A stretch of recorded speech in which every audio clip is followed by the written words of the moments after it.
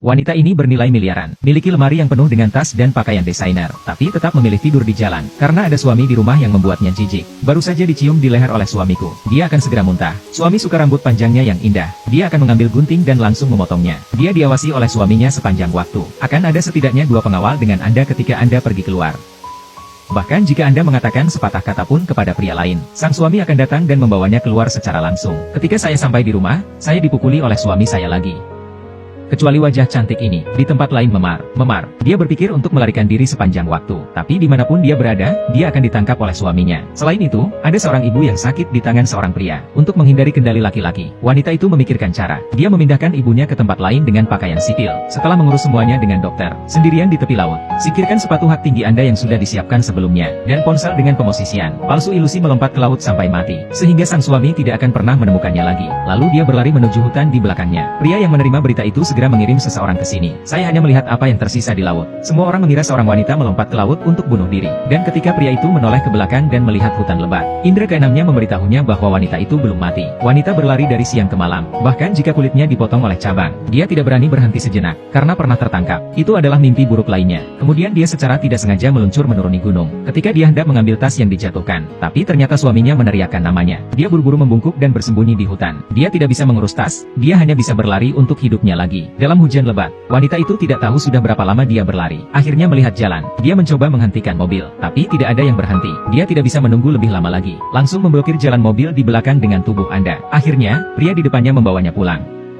Meliputi seorang wanita dengan selimut secara intim. Seorang wanita melihat seorang pria yang layak untuk diandalkan, menceritakan pengalamannya. Tapi yang lebih kebetulan, pria ini adalah seorang ahli bedah plastik. Tetapi dokter yang jujur tidak mau mengubah wajahnya untuknya. Wanita ragu untuk menemui dokter, melepas mantel, memperlihatkan memar besar. Dokter yang baik hati tidak lagi ragu-ragu ketika dia melihat ini. Memutuskan untuk mengubah wajah seorang wanita. Lepas dari cengkraman suaminya, larut malam, dokter membawanya ke ruang operasi. Dokter bertanya apa yang dia ingin menjadi. Wanita itu berkata asalkan itu wajah orang asing. Saat pria itu mulai, dia berhenti. Karena baru kemarin pacarnya meninggal. Melihat foto pacar, dia punya ide yang buruk. Saat ini suami wanita ditemukan di hutan. Tas tangan wanita, itu juga berisi kartu identitas wanita dan sejumlah besar uang tunai.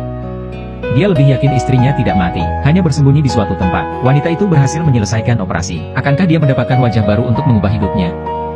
Wanita ini membersihkan villa seluas 1000 meter persegi setiap hari. Dia dipukuli oleh suaminya di malam hari. Suami baru lepas jam tangan. Menyingsingkan lengan baju adalah mimpi buruk wanita. Suami kaya untuk menghindari kekerasan dalam rumah tangga. Dia diam-diam berlari keluar dari villa untuk menjalani operasi plastik. Tapi yang dia tidak tahu adalah, dokter mengubahnya menjadi penampilan pacar yang baru saja meninggal. Tunggu sampai hari departemen pembongkaran. Padahal dokter sudah siap secara psikologis. Tapi aku masih terkejut dengan wajah hati wanita itu. Karena dia sangat mirip dengan pacarnya. Sama saja, tanpa disadari Mary melihat wajah baru. Meskipun tidak dikenal, tapi saya sangat senang, karena dia akhirnya bisa lepas dari kendali suaminya. Saya pikir lubang elektrokardiogram akan memberinya kehidupan yang bahagia, tapi dia adalah seorang ibu rumah tangga sepanjang tahun, bahkan tidak dapat menemukan pekerjaan yang layak. Maria baru saja bertemu suami yang mencari-cari beritanya. Dia buru-buru lari, karena takut suaminya menabraknya. Tiba-tiba seorang wanita secara tidak sengaja menjatuhkannya ke tanah. Mary, yang hendak pergi, dihentikan oleh seorang pria. Ternyata dompetnya jatuh ke tanah.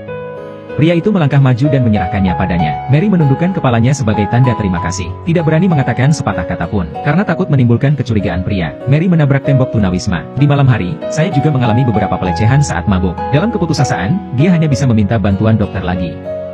Dia menangis ke dokter. Saya pikir saya bisa memulai hidup saya lagi dengan mengubah wajah saya. Tapi aku tidak bisa berbuat apa-apa. Sengaja ketemu cari suaminya. Juga gemetar ketakutan. Dokter berhati lembut tidak bisa melihat Mary yang mirip pacarnya. Kesedihan membawanya pulang. Mary juga sedih dan bersyukur. Buat sarapan kaya untuk dokter setiap hari. Perlahan-lahan hubungan antara keduanya menjadi semakin halus. Semuanya tampak berjalan ke arah yang benar. Sampai hari ini, teman dokter itu tiba-tiba datang berkunjung. Ketika dia melihat, seperti apa rupa Mary, oke, dan Chai Aisu lainnya.